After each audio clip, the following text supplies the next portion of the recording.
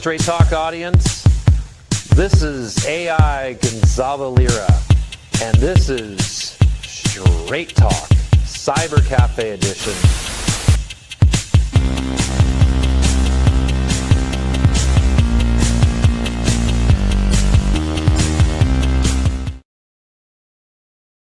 Hello. Welcome to another edition of the Liberty Report with Professor Red Pill and Adam Maxwell. Today we're going to be talking about the brave new world, the digital utopia that is promised to us by the overlords of the global elite and the policymakers and the technocrats and the oligarchies and all of the capitalist systems in which we grift away and serve away and serfdom. So take it away, Adam Maxwell, please. Thank you for joining us this 17th September 2025. We're living through unprecedented times, 2025. I remember growing up as a kid, I thought 2025 would be, flying cars, maybe, nice shiny metal, skyscrapers, virtual realities, which, thinking of it all now kind of sounds pretty dystopian. But, back then, you got this great brave new world image of 2025 not in the Huxley sense, just, wow. Instead, we have cities on fire, public transport, too dangerous in many parts of the most developed world. We've got wars not only going on, waging around the country, but being manufactured, supported, encouraged by not only the policymakers and the managerials, that's disturbing enough, but also by a large section of the brainwashed population. What's that about? It seems that most people look at AI and technology and regulation, and this is for our own good. Of course, the government are going to be regulating everything we do. It's for my good. It's for my safety. It's for this reason. It's for efficiency and safety. No, it's not. That's the fiction. It's for control. It's all about control. It's about controlling your behavior, filtering out dissent, and where you have compliance built into the architecture itself. Right? You don't actually have to outlaw free will, although it often is. It just gets reprogrammed. So you have AI with this logic of surveillance state, and it's just centralized control in a digital skin. Yeah, I definitely agree with that. I mean, to start off with, like, Pam Bundy's recent statement that you posted in the Telegram group. Do you post it in the Liberty Rising group as well? I haven't yet, but you should. And yes. You should. What did she say? There is free speech and there is wrong speak, and we're going to change it. There's free speech and there's hate speech, and free speech does not involve, cover hate speech. This is the Attorney General for the United States of America under the Trump administration. The free world. The free world. The free world. Yeah. And especially America, who have the First Amendment that says the government cannot infringe your rights. Infringe upon your right to speech.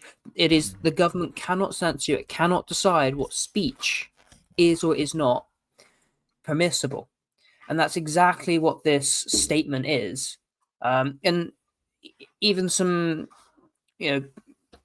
conservative commentators say, look, we have done a fantastic job of getting these leftists fired, of seeking out consequences for them. We don't need the government to come in and now say this is and is not allowed. We're doing this on by ourselves through the market, through the ability, the right to self-associate and to not associate. You've said some absolutely disgusting things demonstrating your morality is utterly depraved. I don't want you working for me. Not you should be locked up for it. And it's grotesque considering Charlie Kirk, for all his flaws, one of his primary principal positions was free speech. And in the wake of that, and not just after that, but this is what Pam Bondi specifically is talking about. Oh, if you said bad things about Charlie Kirk, which most good people say, there's legitimate criticisms of him and his policies and things, but for example, celebrating his assassination, I think undeserved. Sure, there ought to be consequences and marketplace consequences. You ought not to be thrown in prison by the United States government if you, especially as an American citizen, but anyway, you ought not to be thrown in prison if you say something even morally reprehensible about him. That is not free speech. That is, it's tyranny, it's dictatorship, it's arbitrary. It's against the, not just the rights and the Constitution of the United States of America, but the entire presentation of this project. Yeah, I mean, more or less, like we've been seeing this systematic decline and decay, and as I said before, collapse hashtag collapse 2025 that I've been pushing for the last year, because I've been predicting basically another Great Depression slash technocracy slash Great Reset slash dystopian future that it's going to begin in 2025, which my predictions were made in 2023 2022 when you started this podcast, and eerily how accurate that we both have been in predicting what's going to happen during this chaotic change throughout the global spectrum, the global economic and geopolitical situation throughout the world. And I mean, it's just eerily how accurate we are. And now influencers across social media, including YouTube, Rumble, and other platforms, are now starting to grift off of what we've been saying for the last 2 to 3 years. And they're starting to say, oh, well, you got to prep because something's going to happen. And, this is Weinstein, who I studied under at Evergreen, his brother, who I studied under his brother at Evergreen State College. And he's coming out and saying, you got to prep because there's something's going to happen. And then now all these other influencers are talking about exactly what we've been talking about for the last 2 years, and what we were the first ones to say it, but now it's news. Now it's something to be talked about. I mean, maybe they should just watch the podcast. Maybe they are. I don't know. But yeah, you guys stay informed. You watch us, and we're just basically just showing you, explaining and talking about what's going on and what to prepare for, and what's the possible outcome, and that basically it. I mean, in a nutshell. Excuse me. I think just on prepping and where we are right now, the events of the week before especially could be the start of a civil war, which is not an imminent thing. I don't think it's going to collapse into fighting like this tomorrow. This could be 2 decades long, very drawn out. We may get to a time where we come to see that you got the cough now. Sorry, I gave it to you. Where we come to see that you look back and you say, well, wow, we've actually been in this civil war for a few years, and we didn't know we were there. We didn't know it was the start. For example, let's take Turning Point USA. This was the largest political youth organization that was built up by Charlie Kirk from when he turned 18 until 31. He was assassinated. Now, I'm in no way making a comparison between the two individuals, although I think it was yesterday, day before, I was looking at the connections, and then I see leftists on Twitter making these connections when he was assassinated a week ago. But one of the first things achieved by the National Socialist Party in the rise of the Austrian painter was the consolidation, expansion, and promotion of the Painters Youth, this political youth organization. In fact, before the National Socialist Party took over, it was in large part through the efforts of this youth organization that enabled his ascendancy. Again, I'm in no way comparing Charlie Kirk to the Austrian painter, except in the realm of, we have a charismatic political leader.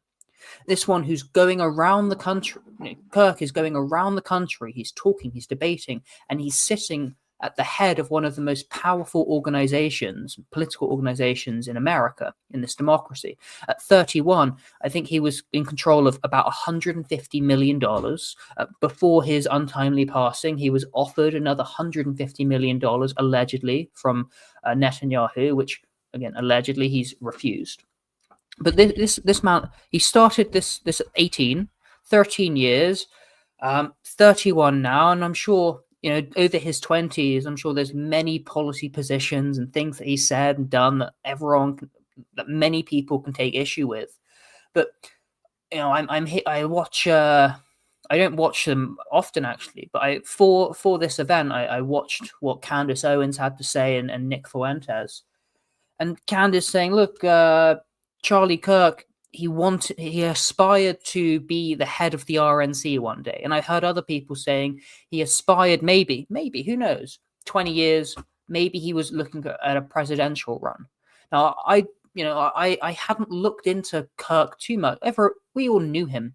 The past 10 plus years, but wasn't a massive fan, didn't follow him, didn't look into him too much. But, hearing that and looking at him, and especially in the light of his legacy, you say, wow, he could have. He started this from 18, he gets to 31, $150 million.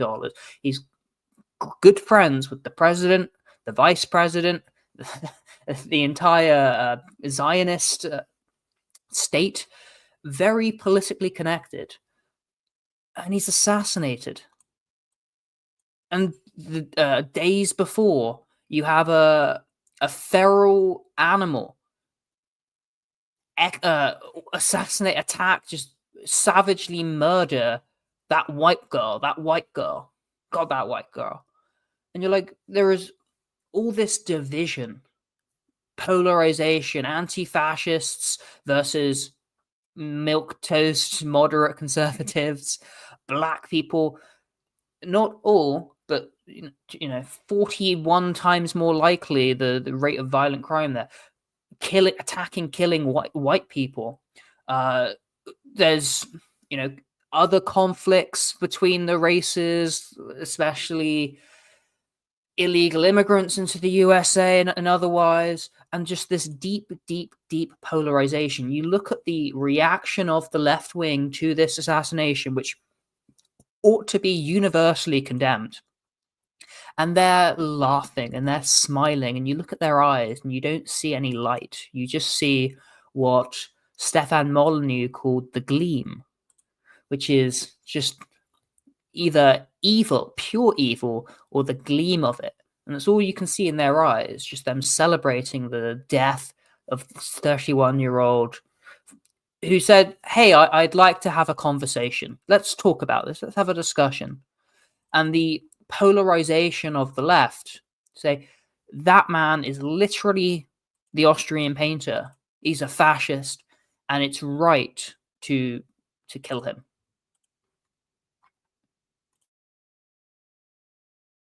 You're mute. Yeah, I mean, it's the situation is like this is what happens when empires decay. This is what happens when you have the bipolar political spectrum between Democrat and Republican, and the fake and gay economy and bubbles and fiat and everything going on. I mean, this is the end result. This is the similarities to the collapse of Rome, the collapse of Soviet Union, so on and so forth. We have a question here from DC 2004. He says the only way America will become sane is if we get an authentic leader from the alt-right. Otherwise, USA becomes a communist technocratic state. And yeah, there's a lot of truth in that. I mean, I think the USA is a communist technocratic state. Yeah, it's already, exactly. Yeah. Like the question came up of we're probably already in a dystopian society.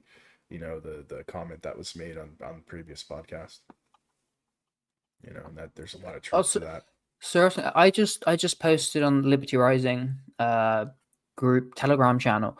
It is Dearborn, which I'm not sure where that is in America, but I'm guessing Minnesota area. I don't know. A Dearborn resident opposed naming a street after Hezbollah supporter Osama Siblani. He goes to the town council and he says, "Look, I oppose the name of the street. I mean, Hezbollah, they've killed Americans. I think they're the enemy. I think they're our enemy." And the mayor, Abdullah Hamoud, a Lebanese Shia, snapped back saying, "You don't belong in this city, Islamophobe. Get out. You are not welcome here."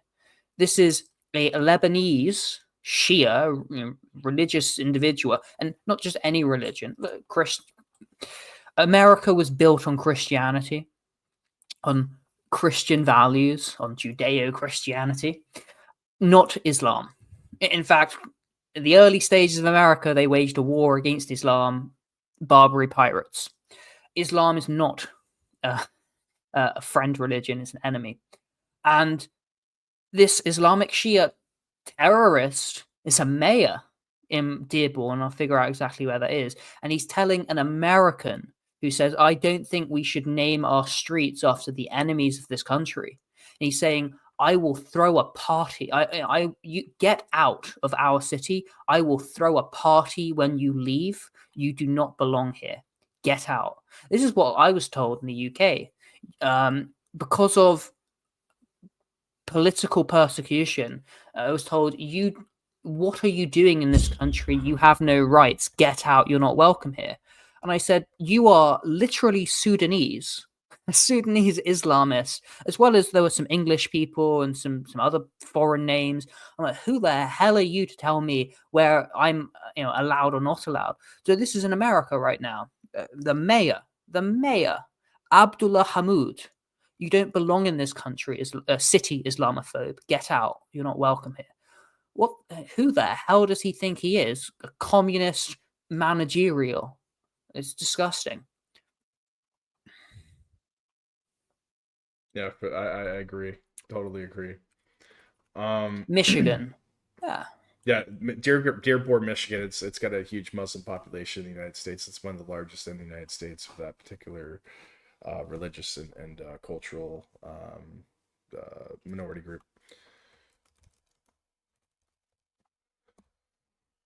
Yeah, I mean, next thing on the agenda is discussing the what was it, the Brave New World, like depopulation, like, because right now we're dealing sociologically with we're having mass depopulation around the globe. The United States, it started in Europe and then it kind of spread throughout the rest of the world. Now it's in Saudi Arabia, it's in East Asia, and there were some influencers or experts that did discuss this in particular, and that this was kind of common with Rome.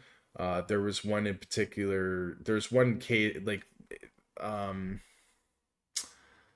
philosophical hypothesis in regards to this, that apparently the Roman women would rather marry a savage or like a Gallic leader, Barbarian, we'll call them, which means non-Roman. Yeah, non-Roman, as opposed to their own men. And this is what happened towards the end of the Roman Empire, and we're starting to see exactly this in today's modern society. Women, boss whatevers, and don't need a man, but they end up dating Tyrone, and it is what it is. That's where we're headed in this society, this global society. They're marrying foreigners, expat, it is what it is, Muslims, whatever have you. They just do not want to marry their own men. And it's not just in the United States. This is around the world, the passport bro thing. So like I'm seeing here in Georgia, like the men don't want to like marry their women, the women don't want to marry their men. And it's like this in Asia and Russia and a lot of Europe and everywhere I've been so far around the world, that it's like they hate each other. It seems like, it's not just a Western, like an English speaking Western thing. It's become like this throughout the world at this point. So it seems like. What do you think? Globalism, liberalism say we are all the same. We're all one unit. And it's true to an extent. We're all humans. We all have certain inherent value and worth and elements of cognitive capacity, but not the same. I mean, I am not you, you are not me, I am not Bob, I am not Abdullah Hamoud. And there's cultural differences, there's cognitive differences, there's biological differences, and those biological differences are racial, ethnic, it's biology, it's in the DNA. And I don't have enormous problem if a Frenchman falls in love with a Polish and they have kids and whatever. Happy for them, but at the same time, if nations are mixing, then what is a nation? What are the people? What are the impacts of this? I think the word is miscegenation. I don't know if that applies to these arbitrary boundaries of nation states. You're a French Basque, I'm a Spanish Iberian Basque. Are we the same people? Yeah, you are. But certainly, you take European stock and Asian stock. I mean, Asians. What does it mean, Asian? There's Chinese, there's Vietnamese, there's Thai, there's Cambodian, there's Malaysian, there's different kinds of Chinese.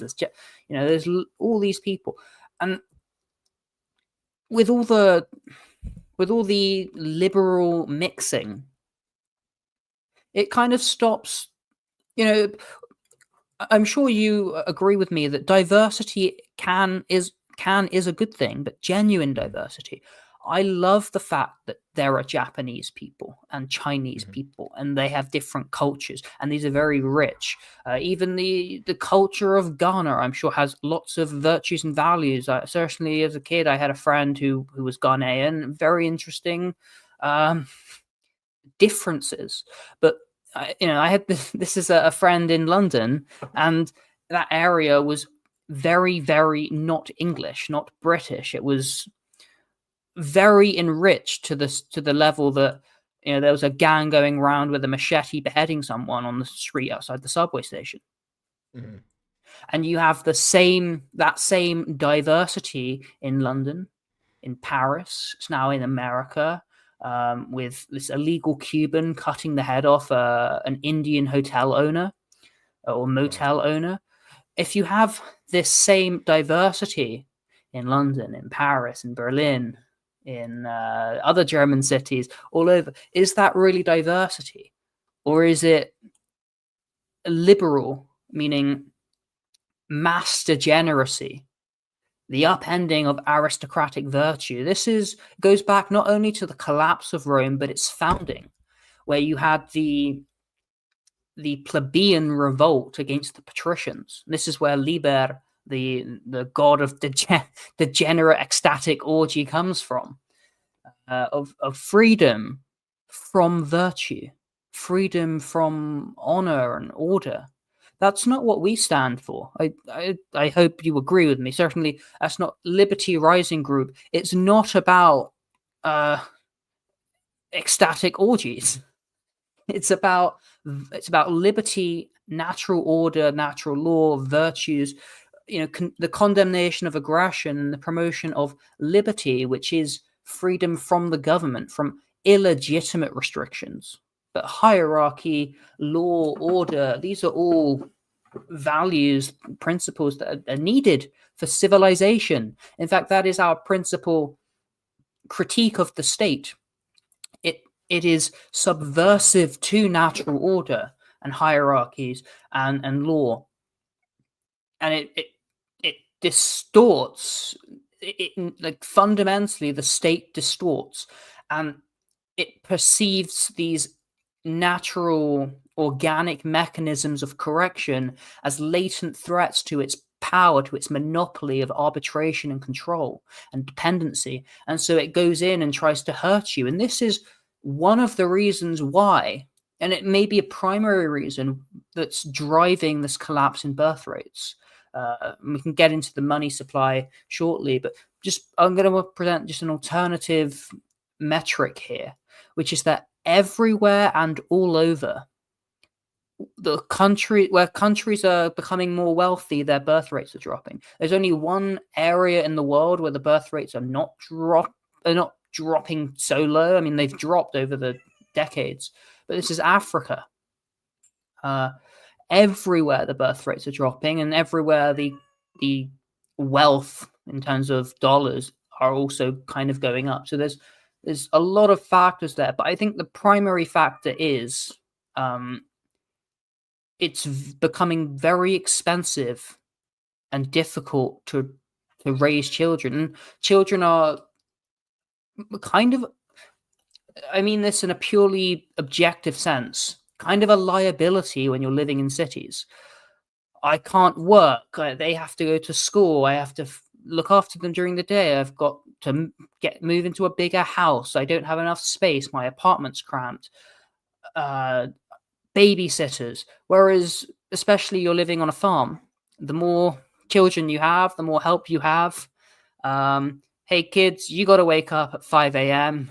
I'm sleeping in. Go harvest the tomatoes or something. Hey, the grapes are ready. Let's all 6 of us, me, you, and the 5 kids. Let's go pick the grapes, and then we got to process them into wine and store them.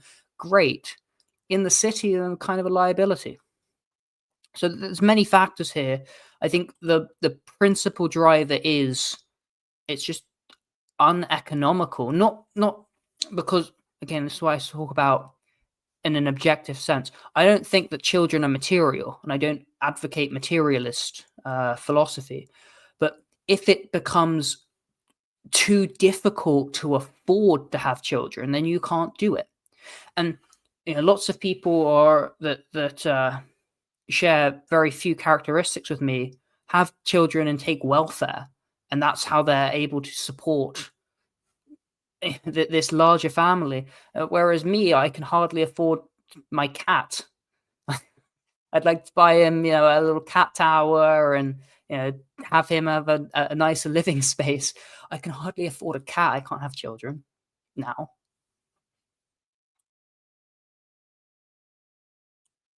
I mean, it's it's getting bad, and like I said, I saw this in like Georgia, for instance, the developing economy, before the rapid growth here, they had like people are getting married and people are having children and things of that nature, and 5 or 10 years into the Rose Revolution, the new government, and the changes that ensued thereafter, there was conversation about, yeah, I can't afford to have kids, and I can only have one kid, I can't have 2 or 3.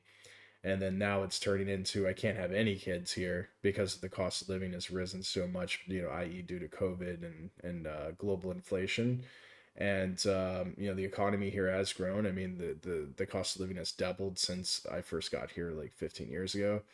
And yeah, I mean, you could see it's become like America. It's become like other, Western countries, and Europe. It's basically developed into a European country, and there's just this lack of like marriage, or wanting to get married or start a family and things of that nature. And I think it's on a global scale at this point due to globalization. It's something that definitely needs to be studied further, to get to a proper hypothesis, of what's going on. But I mean, like I said, we've got different characteristics, like you've broken down, and looking at Rome, looking at other societies in the past, it's really coming down to, it could possibly be to the influx of migrants into the country. That could be a contributing factor. Uh, the migrants are also brought into the country to replace the lack of offspring being born, so that also contributes and accelerates it to a much faster degree, and the replacement theory, as they call it. But I mean, economic, um, there's also health and other things due to pollution, like we see in China, because of the rapid industrialization. They have a lot of pollution issues with smog and different stuff. This affects, like, the birth rate. Also, one child policy, that affected the amount of the gender dystopia, or was it just I guess the word Distortion? is distortion, yeah, Disparity. because Disparity. disparity, that's a better word. And this is contributing factors, and like I said, the countries are, like I said, like the whole point of like my title that I'm using today is, AI control and the death of free will. What I mean, it's literally like you're being programmed like the Brave New World, and you're being put into these caste systems from birth due to who you're born to, what societies you're born to, what you're given at birth, and like it's like good luck, you know. It's becoming a system of control, and this is like fascism and communism that we talked about before. It's more corporationism is where we're looking at, and that's what basically the Brave New World by Huxley was about, was corporationism, the assembly line, and consumerism, and that's where we're. So He predicted it quite well, I think. the one virtue of the current system is, or at least I think it is a virtue, and I just don't know that the truth of it. But if you work hard and uh, come up with something that sells, there is the potential for economic mobility. But you have to do that as a capital owner, and you can start off with no capital. But you have to. My point is, if you're on a wage, if you're just selling your labor, you're not going to get to that economic mobility. But supposedly, and this is, I say supposedly because in my case, for example, I had an idea, I had put the work in, and then the government came in and said, we're shutting this down.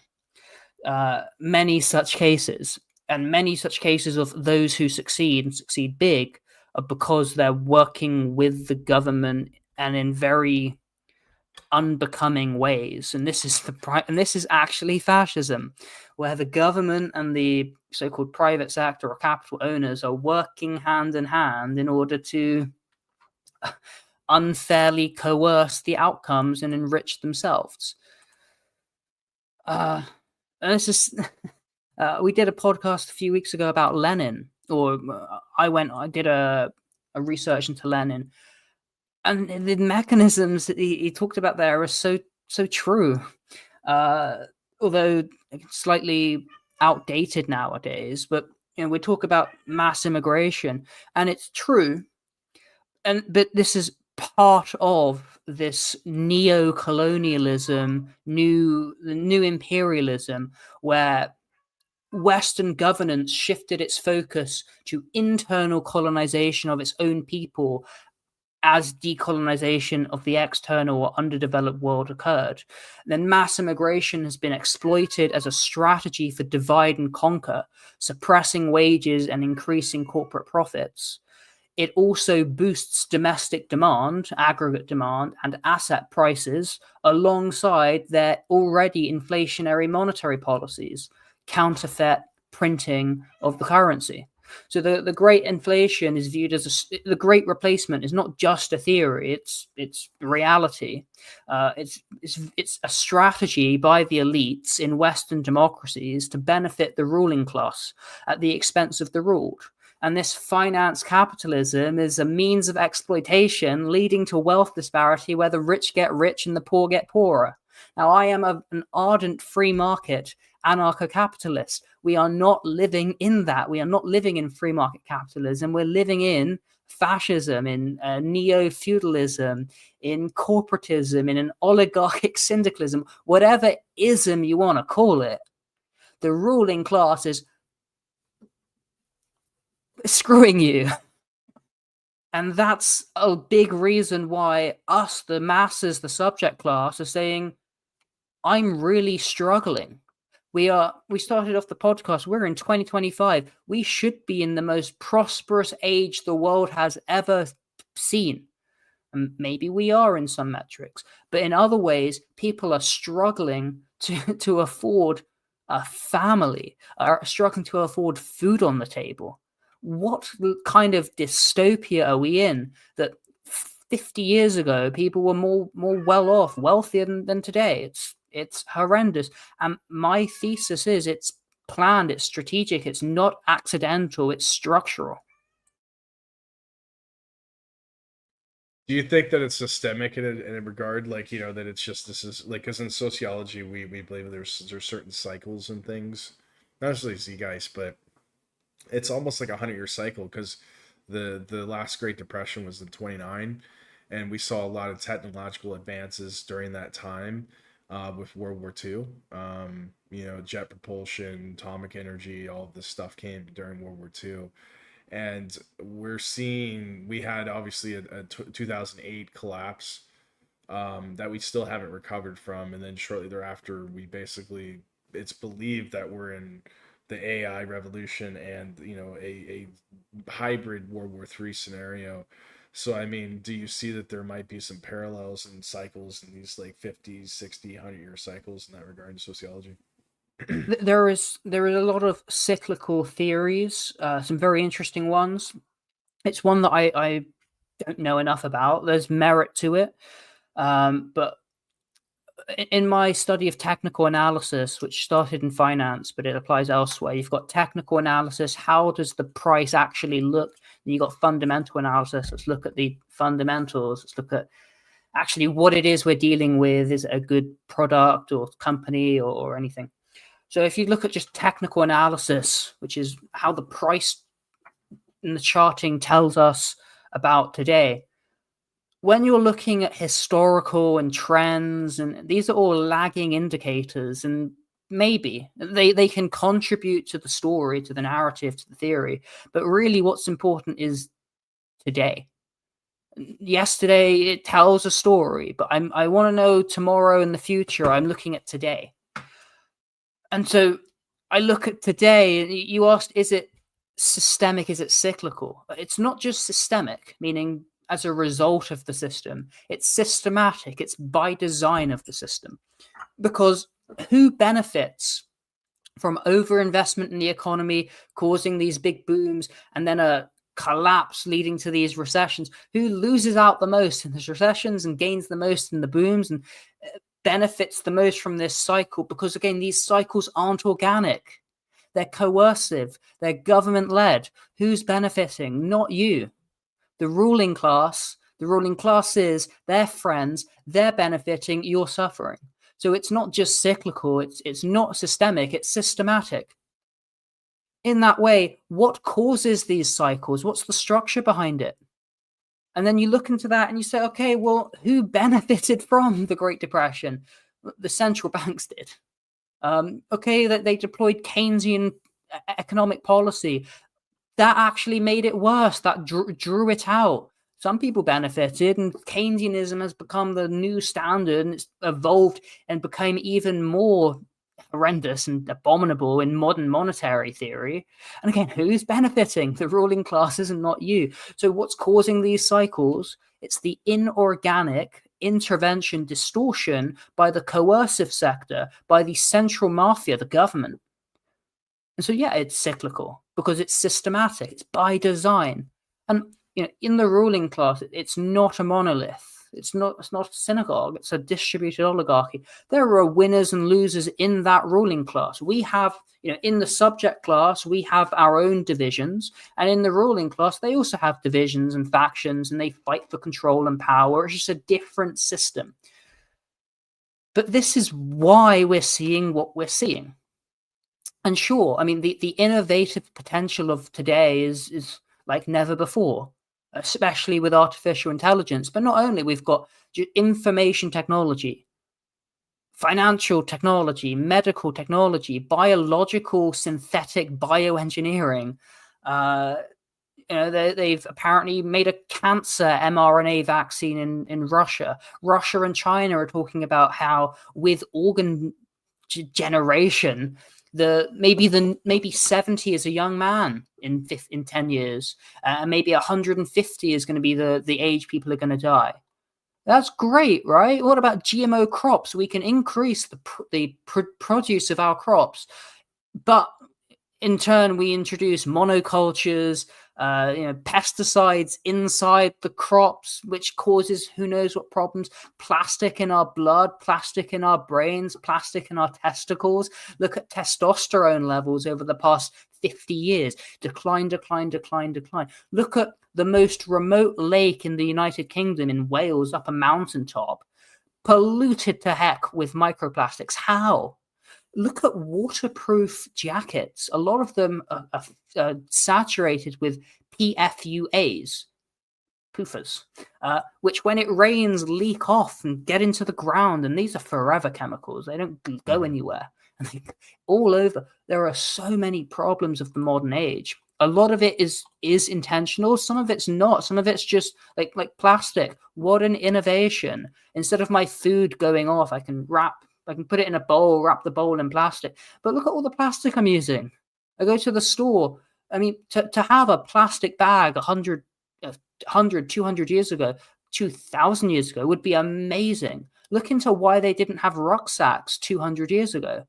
We didn't have strong enough material that was light enough to justify it. You had leather, and other than that, things fell apart. But with the rise of synthetics, we now have rucksacks. I love my rucksack. I bring it everywhere. It's a synthetic nylon. Amazing. Right? There's great innovations, but there's also just a ton of drawbacks. And then on top of these incidental evils of the modern world and industrial technocratic in the industrial technocratic system, you also have the intentional manufactured evils. For example, the war in Ukraine. I was speaking with someone today on talking about some business, doing some consulting there.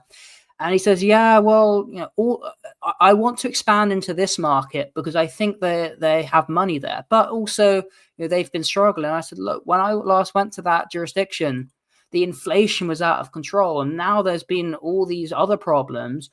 Maybe the people who have money, maybe they've got money, and that may be your audience. But a lot of the people, even there, are struggling. And everyone's struggling. And it doesn't help that we are still, and Donald Trump is still fueling his war in Europe, in Ukraine, sanctioning everyone. It's not just the Europeans sanctioning themselves at the command of Washington, and the command and the influence, the brainwashing. But America say we're now going to sanction China and India and I don't know, Dubai, and we can strike Qatar with missiles without consequence. It's like, no, you can't. What are you doing? You are continuing these policies of destruction and damage and impoverishment, where we ought to be enriching each other, but they're not doing that because this is how they exploit their power, and it's sick. It's sickness of the modern age. Exactly. I mean, it's definitely it's evil, in the sense, and it's just that's the reality. Is, like I said, it's the death of the free will, as I said it, in the title. It's artificial intelligence is taking over our way of life, in a sense. I mean, I'm not saying like technology bad, but it's people are using it as a crutch. Like, I definitely see it in like the university, and like in school, that the younger students, like the alpha, is definitely utilizing AI more and more today. We're seeing it in our text and our emails and different things. And like Brave New World, this is like telling us that, or the Huxley basically points out that they control people into different castes through alpha, beta, sigma, epsilon, all these different things. And they use like sleep, like what is it called, they interact through like a hypnotism through sleep to control the masses. And it's like kind of like we put in this AI, music and stuff, and like ASMR and different stuff that we watch in social media, and go to sleep and manifest. And it's like, yeah, all that's doing is just brainwashing you, you know what I mean? But it's more, I say it's more than that. It's just Lady Gaga, TikTok, the TikTok revolution. And people are they're just consuming media, and they're consuming content over and over and over again. And all it's doing is, yeah, they're just, it's like, that's all it is. And that's basically what Brave New World was what Huxley was getting at. If he would have rewrote it today, he may have made it a little bit differently. But I think Matrix comes up to mind when you think about like Huxley and the Brave New World. But it's 1984, good parallel to that particular literature. But we're definitely living in this dystopian fictional prediction that Huxley made, and also Orwell in 1984 made. They knew quite well what was going to happen in the future. They To an also extent. have slightly different perspectives. So That's Orwell that wrote also. that books would be banned. Huxley wrote Mhm. there would be no reason to ban books, as no one would Mhm. want to read one. Orwell wrote we would be deprived of information. Huxley wrote that they would give us so much information we would be reduced to passivity. Mhm. Orwell, the truth will be concealed from us. Huxley Mhm. thought the truth would be drowned in a sea of irrelevance. We're going to have a captive culture. No, culture will be trivial. You'll be preoccupied with distractions. Are people being controlled by inflicting pain or by inflicting pleasure? So which sounds more plausible? I actually think that it's a synthesis of both of them, where oppression and subversion coexist rather than existing as mutually exclusive paradigms. The idea that the end will come as an Orwellian dystopia masquerading as a Huxley's utopia is particularly compelling because it suggests a controlled collapse, a society that does not realize it's being destroyed because the mechanisms of control are dressed in pleasure, convenience, and ideological righteousness, which is really sickness. You have both information overload, and that in this model, information overload ensures censorship. The masses are bombarded with irrelevant or trivial information, which is Huxley, making it impossible to filter out essential truths. And those are further compounded by artificial intelligence and the hallucinations thereof. Those who search for truth face direct suppression, which is Orwell. Truth is controlled and state approved, and everything is narratives. They engineer society, they weaponize social engineering for both pain and pleasure. Censorship, deplatforming, social ostracization, these are Orwellian punishments. At the same time, you have indulgence, consumerism, self-indulgent narcissism sedating the population. It's love and hate. You have the fiat hate, the state-approved hatred directed at designated enemies, those who question the system, or even the ruling classes and its fiat. That guy's a fascist. That person, he's racist. He's evil. He's anti-Semitic. He's white even. He's brown. He's foreign. He's Russian. You've got fiat love. You've got this forced or brainwashed, somehow coerced ideological tolerance, which weakens traditional structures and values, ensuring compliance. The culture is captivated. It's captive and distracted. It's trapped by ideological constraints and numbed by shallow entertainment and false freedoms. This is the dialectic of control. You want to inflict pain on the dissenters while sedating the masses with pleasures. It's shifting from a crude totalitarianism, for example, the early Soviet Union, into a refined and more palatable form of domination. You don't need to burn books when people won't read them. You don't need to jail dissidents when they can be drowned in distractions or rebranded as lunatics. Although it helps, and we will jail the dissidents, and we'll go after their bank accounts, and we'll make sure they can't be employed. And I'm not talking about, again, the market. When you say this person has a repugnant moral character, I'm talking about the state saying, oh, you want to threaten us? You want to donate $10 to trucker protests in Canada? We're going to take away your bank account. You're not going to be allowed to travel. You won't be allowed to go for a walk in the woods. So I think that Huxley's methodology was described very accurately, but Orwell's predictions are more foundational, especially when considering how Huxley's world ensures that Orwell's world is normalized and accepted. So I think the true dystopia which we live in is a synthesis, a population that is simultaneously sedated and surveilled, enslaved not only by external coercion, but by its own willing submission to state narratives, consumer distractions, and the illusion, perhaps the religious doctrine of progress. That's well articulated. Yeah, I mean, we're definitely in some type of dystopian, modern dystopian society. Like I said, I mean, there's nothing else really to say there. Yeah, I mean, we're coming on the hour, so I mean, like I said, let's just finally conclude with our final thoughts in regards to what's going on, current trends, and the last week since we met last time, and this further series on dystopian future and AI. Um, yeah, and what's your cat say? What's the comments from cat say?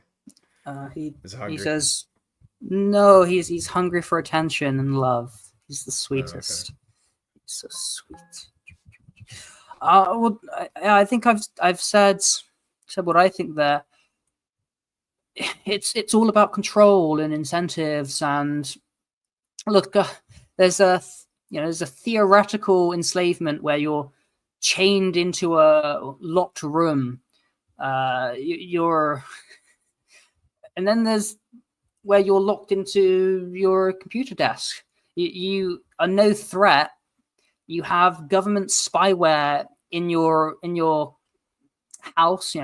Hey Alexa, do you work for the CIA? I hope that's triggered at least one viewer. They're lethargic and docile from drugs, weed, porn, totally reliant on the system and the freedoms that make them subservient.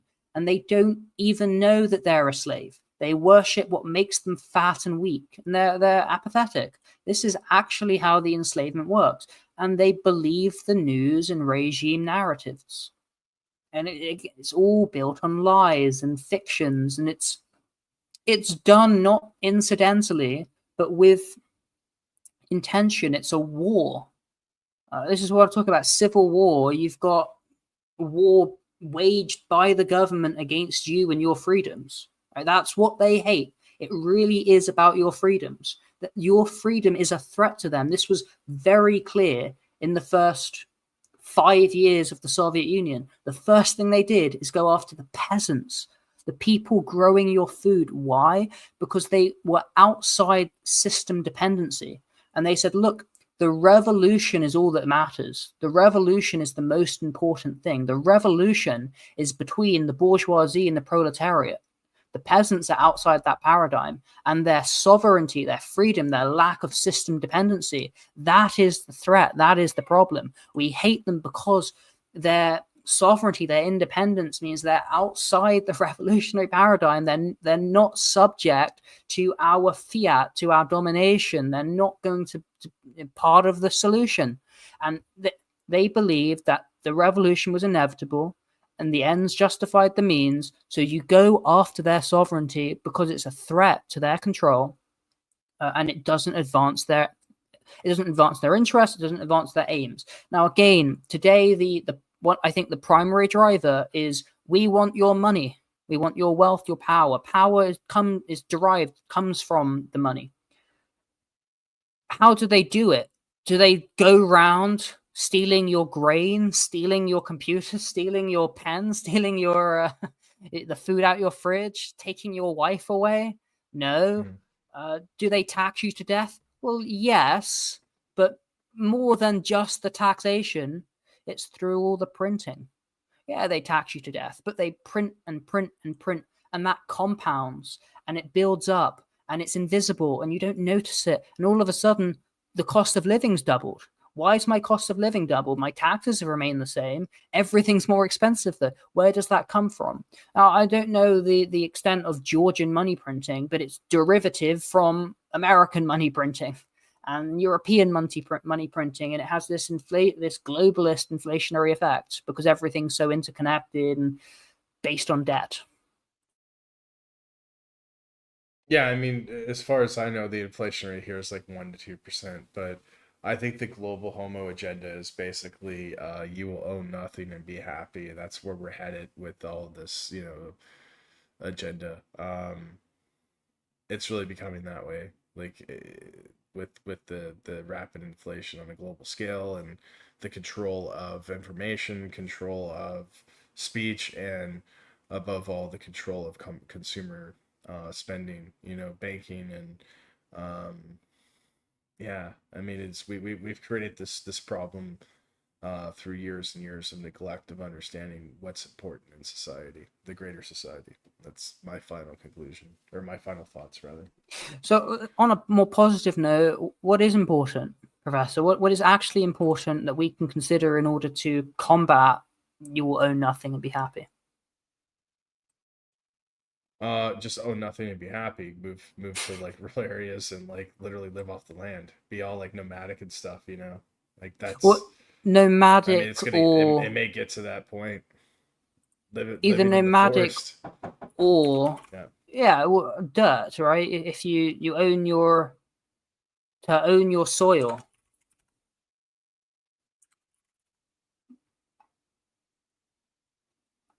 Uh,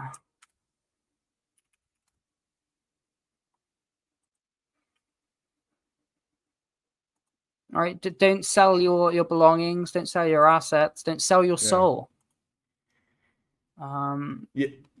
I mean, it is what it is. Like they talk about this with the prepping. Like we talked about earlier in the podcast.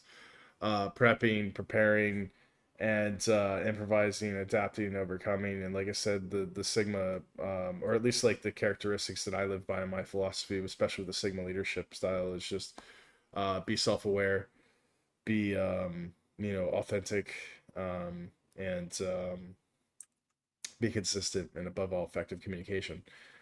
Instill effective communication within your social groups, within your family dynamic, within your within your immediate vicinity, using effective communication. Effective communication could be as far as, hey, tomorrow I'll be there at this time. Okay, well, that's effective because you're giving a date, time when you're going to be there, and you're like, hey, there's a situation here at this particular point, or this particular issue, or even this particular problem, and we need to find a solution to it. And you're just talking to people and telling them what's going on and keeping them informed.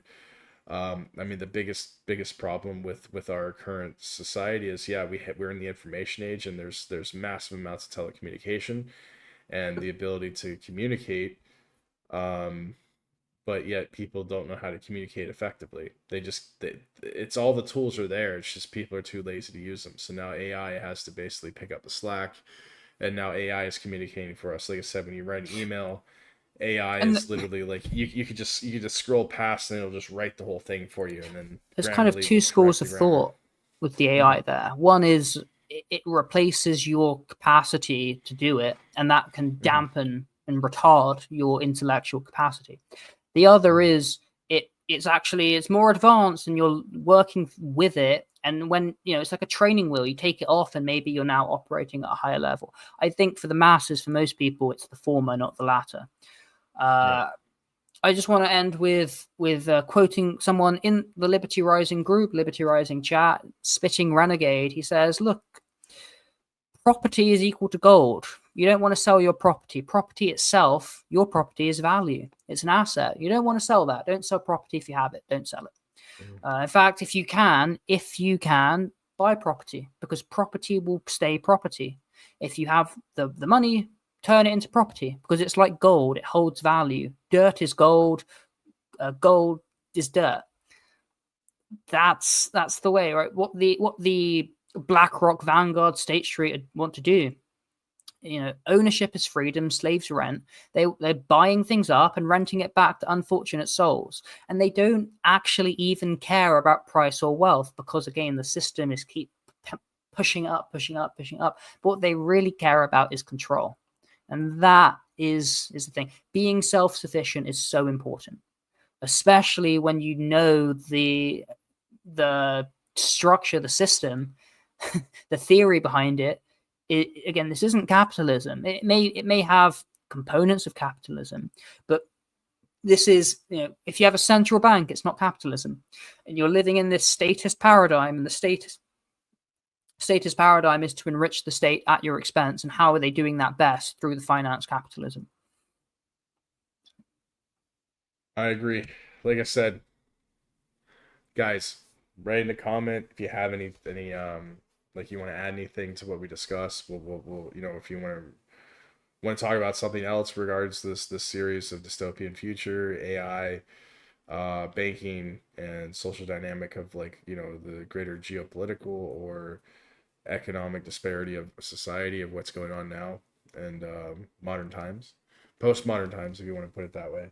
But most importantly, like and subscribe, share this content with friends or within your social groups, on Facebook, Twitter, you know, wherever, Telegram, any place, Reddit, I don't care, whatever. Just send it to your buddies. Be like, hey man, listen to this stuff. This guy's got some interesting stuff to say. I don't know, maybe I don't. But thanks guys for joining us, from Liberty Rising Group, and from Consolidated Legacy Group. And you know, definitely stay informed, and subscribe to stay informed. Like and subscribe. Take care, guys. Good night.